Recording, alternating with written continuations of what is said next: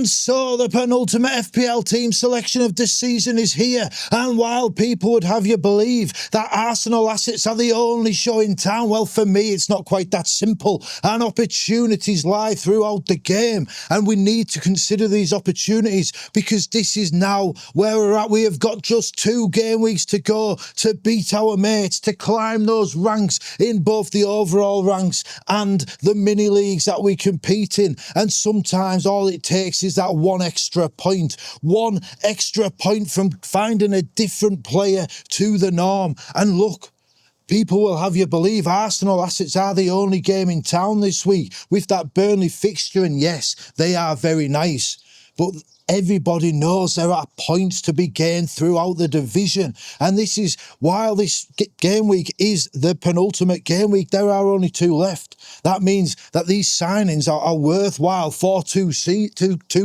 game weeks, 2 matches. So we can't just focus purely on the Arsenal one, albeit Arsenal's final game is pretty delightful as well. And we have to accept they are possibly the best assets, but we'll get into that in a minute because there's a couple of things I want to talk about first. There's a couple of things to do with the game that we need to just have a quick discussion about.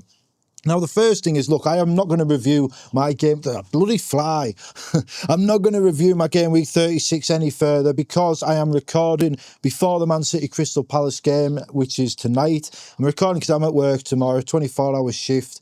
And then obviously the deadline is Friday. I'm not going to get home and get that out in time, get a video recorded and out in time for the deadline. And I wanted to get one out early this week just to get you thinking a bit different because there's only a couple of weeks left. There are only a couple of decisions left to make in the game this season. And I think you need, if people are offering different ideas, it's worth giving the listener, the viewer, that extra 24 hours to weigh them up to see if that is something they can incorporate into their own team. So we're not going to be reviewing my game week any further. You can go back and watch my video from Monday if you want, because I thought it was a good video. I enjoyed it. So, well, it's going well. It's a good game week. It actually got a little even bit better than the last video because Bruno Guimaraes got an extra bonus point from nowhere, like 24 hours later, and which actually kind of nicely leads me into one of the points I want to make because I have been watching a few videos this morning, watching a few of my mates, D-Unit, the Trig, you know, and look, and myself, I will put myself in this category as well. You know, there's quite a lot of criticism about the game, how the game has unfolded this season, obviously with the DEFCONs, obviously with, like, various aspects of FPL, of the game. And what, the thing that always strikes me about these discussions, and, you know, I do it myself, I did it on Monday, I went, Mark Sutherns, you know, and we will focus a lot on Mark Sutherns when it comes to FPL and the changes. You know, he has taken the brunt of the responsibility for the DEFCONs. You know, he's, for someone that hasn't really spoken in public since he's joined the Premier League, and he did the Black Box special edition for their you know, anniversary episode. I think he does Planet FPL a few times as well for Nottingham Forest. But he is very much the front man. But you know, it's like he takes the flak for the official Premier FPL website for the creators of the game. But you know what I would say is that while we have all had our thoughts, we all criticise, we all share our opinions, I think it is important to remember as well that at his core, Mark Sutherns is an FPL player. The reason he is there, obviously, he's a very skilled man. He has got a lot of knowledge with regards building websites, with regards the game itself. That's why they've employed him, and there's nobody better for the role that he is doing. But, I mean, I've heard it said, I think it was mentioned on the Black Box, Mark's actual power when it comes to the decision is little more than a voice in the room. You know, it's like he is our voice in that room. He is fighting, like, for us, but he isn't the final say. He isn't, you know, the arbiter of FPL. He isn't the man that says, right, we need this, this, this, and this. Get it sorted.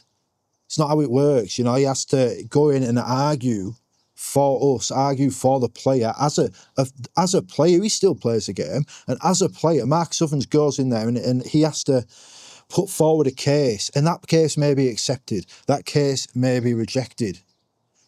all I'm going to say is, like, I believe Mark Sutherns watches, maybe not someone like me or the D unit, but certainly influential people. Mark Sutherns knows what everyone's saying about the game. He knows what the more vocal voices in the community feel about the changes this season.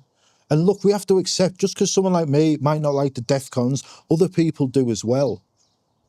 Other people actually do enjoy the DEFCONs. Other people like the change it's made to the game. We have to be open and accepting of these alternate viewpoints. It's not about making the game that's perfect for us, because, there's a saying. I'm a big wrestling fan, and I'm sure in one of the books, there's a saying that the audience doesn't know what they want until they're given it. And what that means is, when it comes to new things, they don't feel like the audience doesn't feel like they want the new things, because they don't know what the new things are. They don't know the impact they'll have. So you try new things, and sometimes they'll click on and they'll be brilliant. Other times they maybe won't, and you maybe have to rein it back, change the story a bit. People have been wondering about expanding the scoring system of FPL for a long time, lots of years. It's always a bit of a debate in the community around this time of year. They've given it a go. Now they've got a season's worth of data. They can go away, they can look at it, they can analyse it. They can think, the DEFCONs have had a positive impact on some, they've had a negative impact on another. They've got to weigh all that up, They've got to figure it all out. And, I don't know if they'll get the right decisions, because there will be non-FPL players with different agendas for the game. I don't know if they'll get it right, I don't know if the changes that may be implemented for next season, because there's always some sort of change, I don't know if the changes will be ones that satisfy everyone, because you can't satisfy everyone. They might even bring in some changes that we don't think we'll like, that we end up loving, Some people love the assistant manager chip, some people want that to come back, And all we can do, really, is hope that our voice is heard. And Mark Sutherns will make sure our voice is heard in some capacity, because that's the sort of man he is. And, so I don't even know what I'm trying to say here. Trust Mark Sutherns. That's all I'm saying, Give him the chance. He can't overhaul the game. He joined, I think, the Premier League, March last year? March or something? Most of this season would already have been in the works. So I would say next season, let's see what he can do. Let's see what what voice Mark Sutherns can have for us. And, I suppose what I'm saying is, if you are going to invoke Mark Sutherns' name, some lowly content creators may do every now and then for a bit of attention, just try and do it in good humour, and remember that the man is obviously, he is only a voice among a wider field of voices. He is not the man who, he is not the judge banging the gavel. He is on the jury. So, yeah, and, I trust Mark. I think he'll get it right. I think you have to try things sometimes, You have to try things, and sometimes they don't work, and sometimes new things are great, and you end up really enjoying them. And one thing like that, for me, is Footium, because, people wonder about my Footium. It's just finished. The second season just finished yesterday.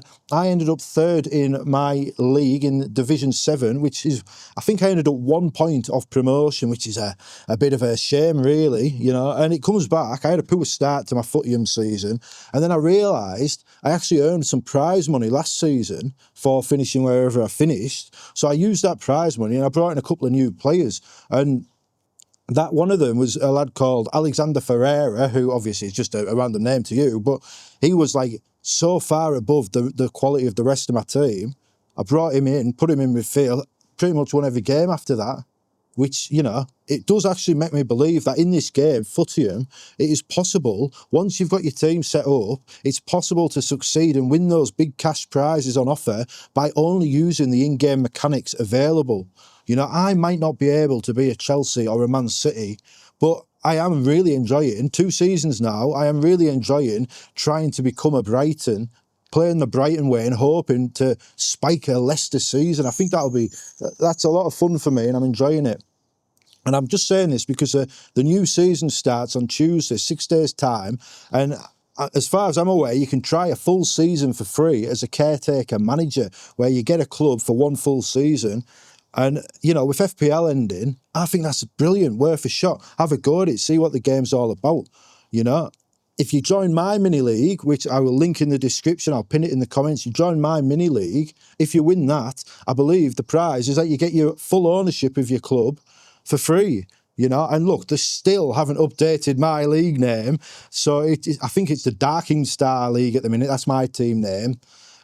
I'll try and get onto them to get that sorted so we can have the Nightmares Dreamers Footium League. But yeah, come on, go through my link, join my league. Let's have a bit of fun. Let's have a bit of a challenge. And, you know, if you don't like it, obviously that's fair enough too. You've given it a go. And then by the end of the next season, it'll be the time for the World Cup fantasy, and we can all get back to, you know, bitching about ball recoveries or something. So, you know, you've got nothing to lose by having a go. Honestly, it is a lot of fun.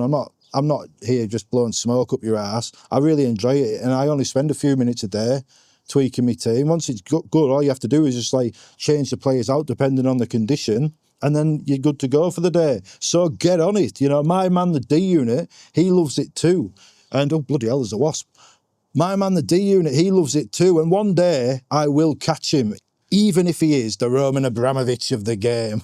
And anyway, speaking of the D unit, because I for the third time in this video, he's going to start getting an ego, that Darius, you know, such a humble character normally. But yeah, speaking of him, I did actually really enjoy his rant video, you know, about the VAR and the DEFCONs, and, you know, but we don't need to reiterate those points. But one thing that really stood out to me was that he pointed out that last season's winner, this season's winner is most likely going to end up with fewer points than Darius had last season when he came inside the top 5k. And I thought about that, and I thought, what a massive opportunity that is. Because we look at it and we see the ranks, oh, you know, Big Andy's like 100 points ahead of you or whatever.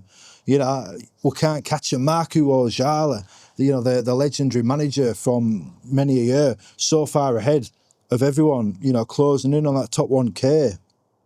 And we think we can't catch these people now, not in the outsourcer era, not in the era of the solver where you outsource your decisions to the algorithms like so many others. We think the independent thinkers like you and I, we can't win, but we can. Because like Darius says, this year's winner will have a lot fewer points than last season's. And what I think the thing is, I think people, whether consciously or subconsciously, are defaulting towards the solver outcomes. And the more, and this goes back to what I said on Monday about cutting out the noise, the more discussions people engage in, the more content we watch, the more articles we read. And look, I include my own in this too, you know, because obviously, a bit of a paradox. Oh, I'm an FPL YouTuber. Watch less FPL YouTube. Does sound a bit strange, but, you know, I'm just being honest with you, like I always am. The last few weeks, I've been a bit more distracted, and I'm doing better at the game because I've not got time to absorb all these opinions. And maybe that's it, you know, the more people discuss ideas, the more homogenous the ideas become. But that leads to a greater opportunity to succeed. Because if you can beat that one idea, then you beat everybody using that idea. And look, I haven't been very good at that this season. It's always been a bit of my philosophy, because you get it all the time. Oh, everybody just copies FPL Harry. You know, everybody just copies Big Andy, they'll be saying this year. You know, they just copy an FPL review. If everyone's copying, all you have to do is beat the thing they're copying, and you beat everyone. So I don't actually really think it's that big of an issue. The challenge is different, but I don't think it's any harder. Because if everyone is doing that one thing, then beating that one thing beats everyone. And I am rediscovering my belief that I can do that. And I feel like I might, just might, apply that same thinking in my Gameweek 37 team. And I'm going to get onto that in a second, but before I do, I just want to give a shout out to VJ Saria Adetia. I think I've pronounced that correctly. Big VJ, because he left me a super thanks on the last video, which was incredibly kind. And VJ, he has actually left me a super thanks on a few videos, and it always surprises me, always like humbles me. And I take screenshots of them all. I like tell my wife, bloody hell, you know, somebody's sent me a super thanks. Why are people doing this? I don't get it. But I am very grateful. You don't have to understand something to be grateful for it. And VJ, Saria, Adatia, I am very grateful for you. Thank you. Right. Finally, after 15, 16 minutes, let's get on to game week 37. I will just bring up my team now.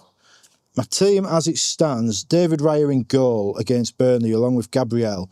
I've got Mukiele against Everton. I've got Triple Man City, O'Reilly, Sharky, Haaland against Bournemouth. I've got Bruno Fernandes against Forest, Dewsbury Hall against Sunderland, Bruno Guimaraes against West Ham, Thiago against Crystal Palace, and either Ollie Watkins or Morgan Rogers against Liverpool. The one debate, do I start James Hill against Man City or Mukiele against Everton away? Undecided. Probably Mukiele, but we'll see. It depends if I go for the Defcons or what. Like I said in my videos, James Hill always does something in FPL. You'll never get a 2-pointer. You often get a 4, sometimes a 7, every now and then a -2. He always does something, James Hill, so we'll see. But I look at that team and I think it's the Aston Villa lads, and they were always earmarked when I went for that double up. It hasn't paid off as I'd hoped. It's, not been a disaster. But now look at it, them Villa lads are possible targets, and maybe a defender as well. If I was taking out a defender, obviously, when we look at the targets for game week 37, it does feel originally, on first glance, there's not a lot to say. Just look at Arsenal. You want a defender, you must have Gabriel. You've probably got Raya. If you want a third one, Saliba for the solidity, or, if you want to take a bit of a punt, there's Calafiori, as long as you think he's fit, you back his minutes. He's a lot more attacking than Saliba. But, Saliba's the steady pick. Calafiori is probably the chaser pick, I would say. And that Lewis Skelly's been playing the last couple of games as well, I believe, in midfield. He's maybe worth a shout as well. But again, I probably wouldn't go there. Because, if you're going for Arsenal, you might as well chase the upside this week because it's Burnley. So I look at the attackers, and I think, obviously, the 4, there's Saka, Trossard, Eze and Gyökeres. Now, if I get rid of Ollie Watkins for one of them, it's obviously Gyökeres. If it's Morgan Rogers, there's Saka, Trossard, Eze. Saka, I just don't like the pick. Don't ask me why. I just don't like it. I don't think he's done enough this season, Saka. And obviously, it's one game against one team, and it's Burnley. And, maybe it could go really well.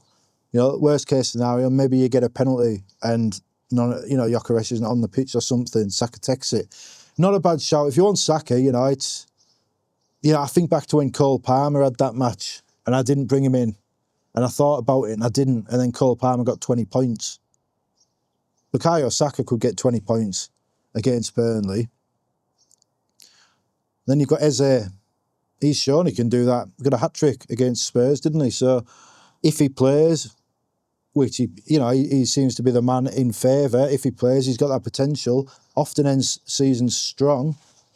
Trossard's the one coming into contention, probably because he's had a good couple of weeks. Thing about Trossard is he does seem to be a bit of a clutch player, and Arsenal are at a clutch stage of the season.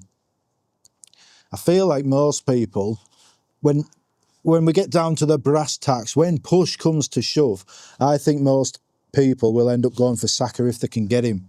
If not, I think they'll go for Trossard. And I can understand the play. But to be honest, I feel like they're both gambles. I feel like Saka's a bit of a gamble as well. Don't really rate any of them as picks. And I know that's, maybe not the thing to say. And obviously, it could go wrong. I'm not. All of these players could get you big points. I'm not going to tell you not to go for any of them. See where you're at in the ranks, see how close you are to your objectives, and then just, make the pick that makes sense to you. Pick the one with the lowest ownership if you want to make the most ground. It literally comes down to that. Because it's all, any one-off game is a shot in the dark, really. And sometimes there's a little bit of glimmer of light coming through, the crack under the door. But you never know which player is the one that's going to knock that door open in a one-off game. So take your pick. If you want a striker, it probably is Gyökeres. I don't know about Havertz. Maybe he'll be fit. If he is, I think that actually makes Gyökeres a no-go. But we'll just have to see. Because to be honest, I don't really want to go there. I don't know why. I know I've been doing sensible things the last couple of weeks and they've all paid off, but there's just something about it that just says it's just going to be a bit tighter than people think. And I look at the other options, you know, and I really want Morgan Rogers gone, I do. And like, honestly, if you ask me, if you're wanting a midfielder, Guimaraes, the man is absolute mustard at home. I will not stop going on about Bruchieli, the power of Bruchieli, because it continues to deliver. Last week, Man United at home for Mukiele, 6 points, clean sheet. How does this keep working? We don't know. But somehow the Bruchieli home rotation keeps coming in. And yes, I doubted it.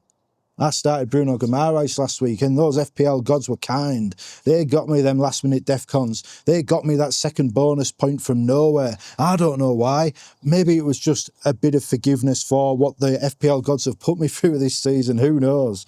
I don't know. Bruno Guimaraes is the one for me. The final home game. You know, there is a chance Bruno leaves Newcastle this summer. And if he does, this could be his last home game.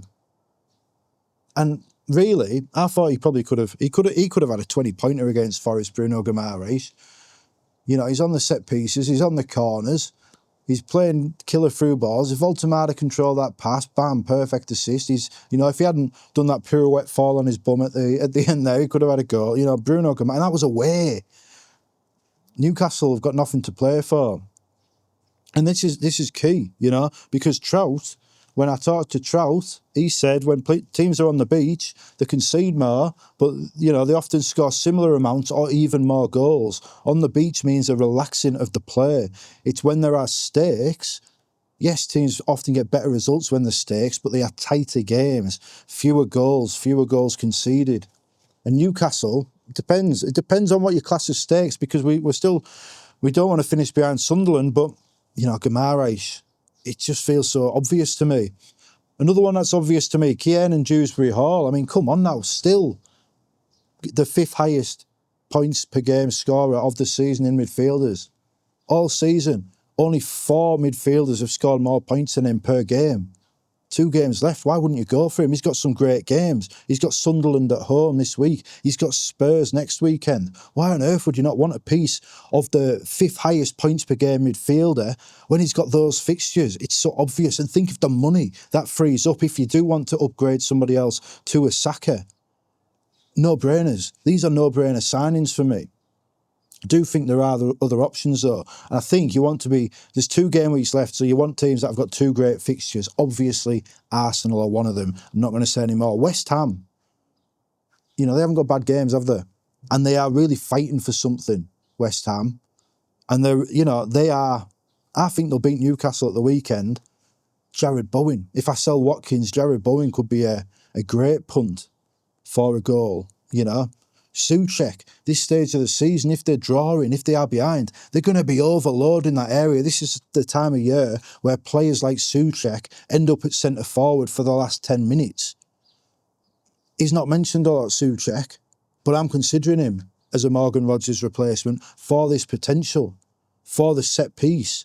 You know, it was not that long ago he was getting goals every other week, Souček, a couple of years back. Now they need him to do it one more time.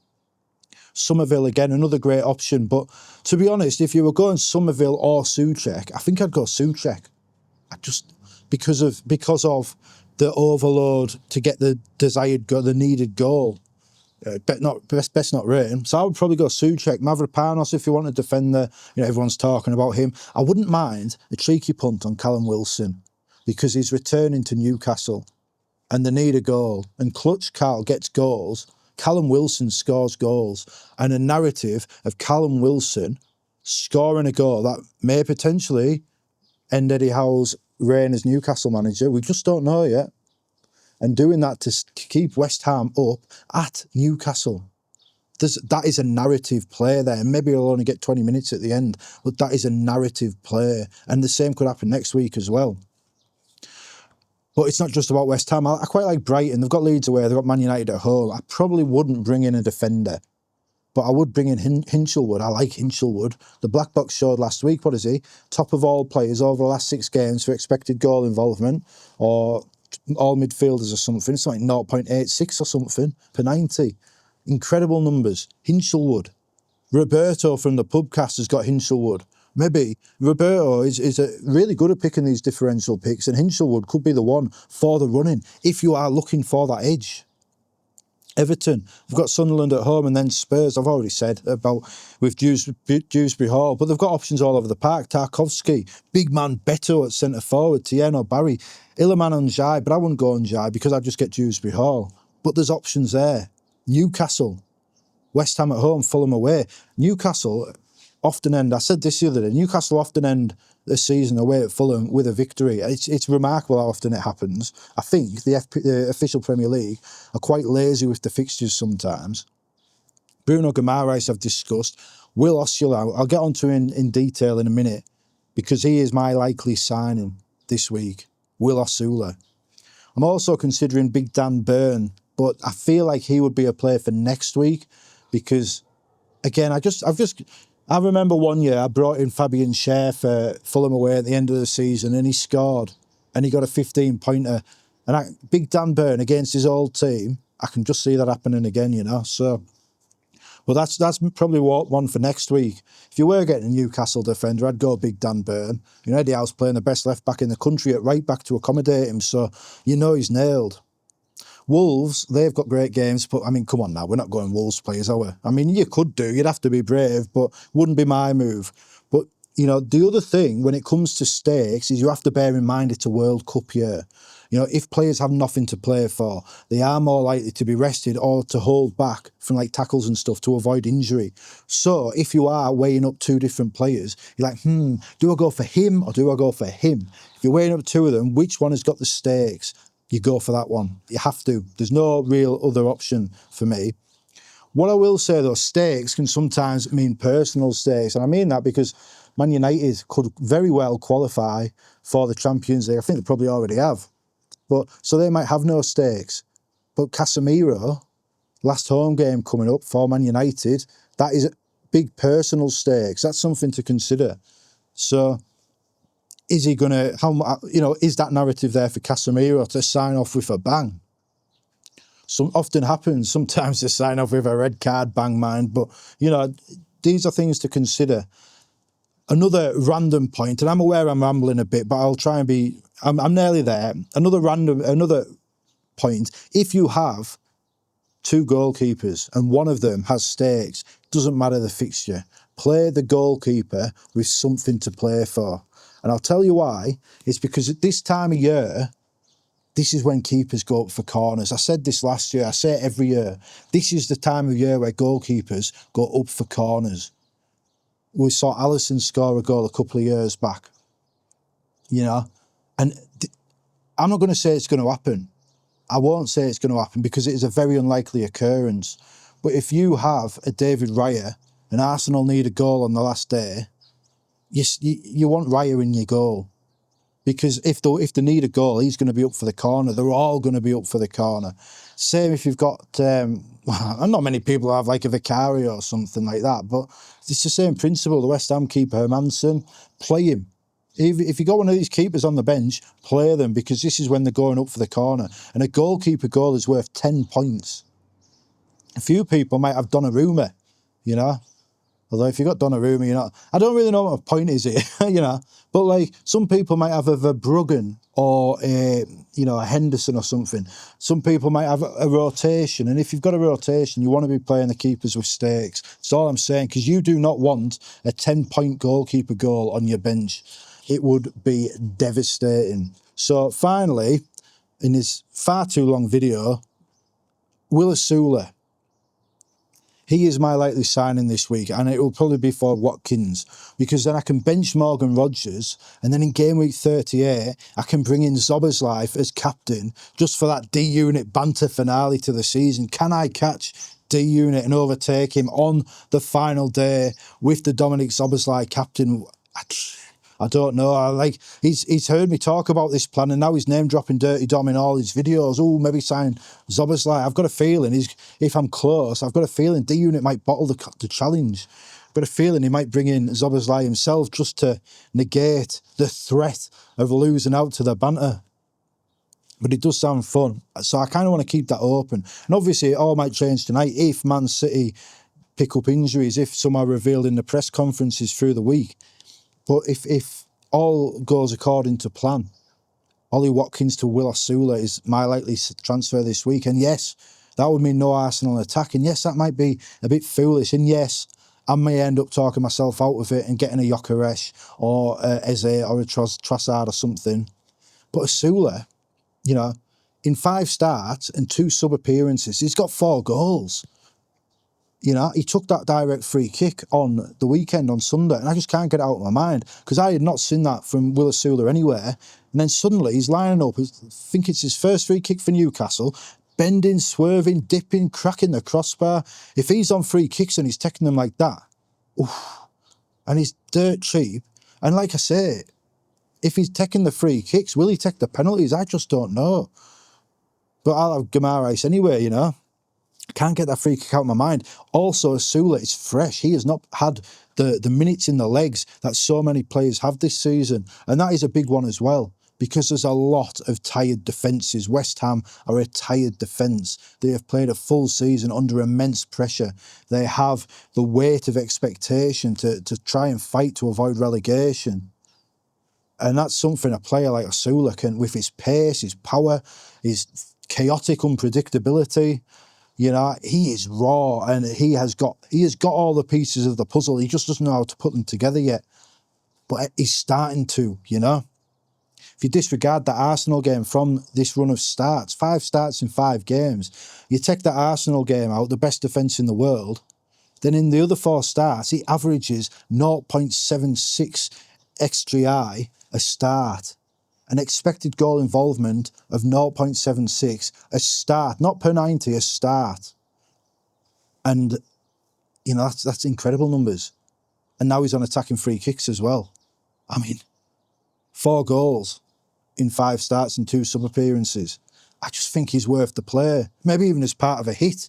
Maybe you could take a hit and get him in and then get like a Saka in someone else. I don't know. I think that's going to be my player because it feels fun. It feels different. It feels like in a season which for me ultimately has been a big disappointment. It would be a nice way to finish. But there is that Arsenal game to consider. If Arsenal didn't have Burnley, I would be all over Osula. But I will have to think twice. It will depend where I am after this game plays out tonight. So I can't make any promises. And I do want to give it a go. But it's the noise that is going to happen between now and the deadline about Arsenal. Could well become overwhelming. We'll just have to see. Thank you for watching this slightly too long video. I really appreciate it. Thank you for watching. We will see you next time.